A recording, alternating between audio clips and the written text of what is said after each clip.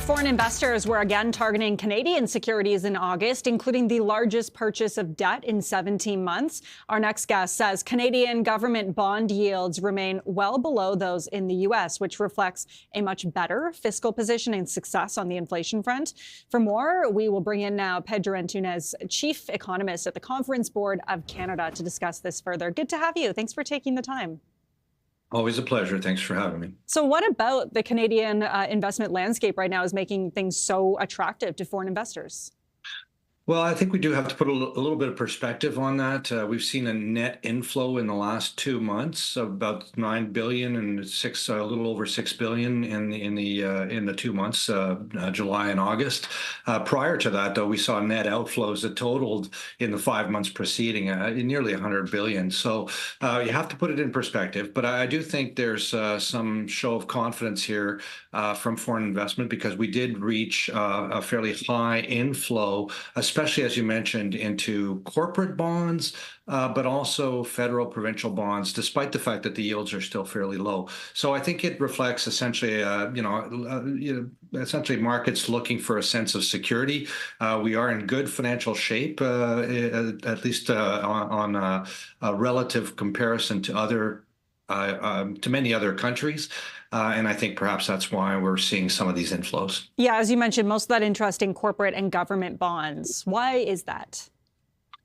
Again, I think on the corporate side, it's really hard to judge it. You'd have to get more into the weeds as to what is really driving the purchases. Certainly on the federal government bonds, as I mentioned, we have lower yields in other countries, but we do have a fiscal situation in this country that's in much better shape than the U.S. For example, we're running deficits. We'll have to see on November 4th what the deficit will be, but typically we've been running deficits 1.5–2% of GDP. Compare that to the U.S., where their deficit situation is running at 6–7% of GDP. So fiscally, I think we're in better shape, and that's perhaps attracting some of this interest in Canada, and that certainly was the case in August as well in September. On the corporate bond side, it was more in the July and August data. On the corporate bond side, apologies, that's what we saw in the most recent month in August. So I think a little bit of a turnaround here and some good news, certainly. When we're talking about foreign investors, which countries are most invested right now? Like, where are these foreign investors coming from? Which countries? Oh, well, we didn't see the source from the StatsCan report, so I can't comment on that. I suspect a lot of it is U.S., and of course, financial markets are all over the world, and they're free to move around. So it's hard to speculate. I do know that we're offering some of the bonds that we're offering, especially at the federal, at the corporate level. They are paying out in U.S. dollars and in euros, so they're actually labeled in those currencies. So there's no exchange rate risks for folks buying. So I suspect that there's a fair bit of interest from U.S. and European purchasers in these latest offerings and purchases. Canadian investors also have been investing heavily in foreign securities as well. That's what some of the data shows. What can you tell us about that?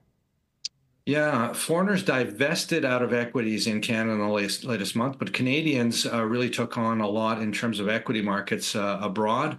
Again, most of that tends to be in the U.S. Perhaps a little surprising, given that we're a little concerned about what's happening in the U.S. economy, and we've also seen a lot of this buy Canadian.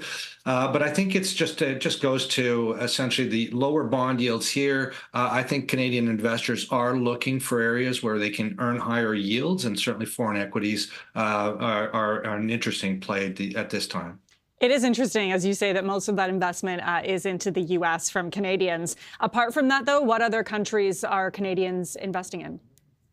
Again, there's not a lot of information here, except for, for those, typically, we have institutional investors as well. And we've seen this divesting into foreign markets as a trend over many years now.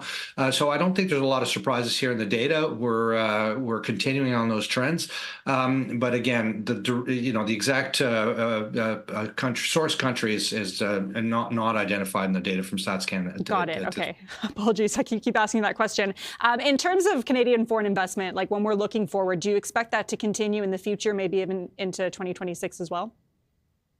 Well, it's again, it's hard to predict. This is very data that's bounces around an awful lot. What I would say is that it is important to be for Canada to be attractive on the bond yields.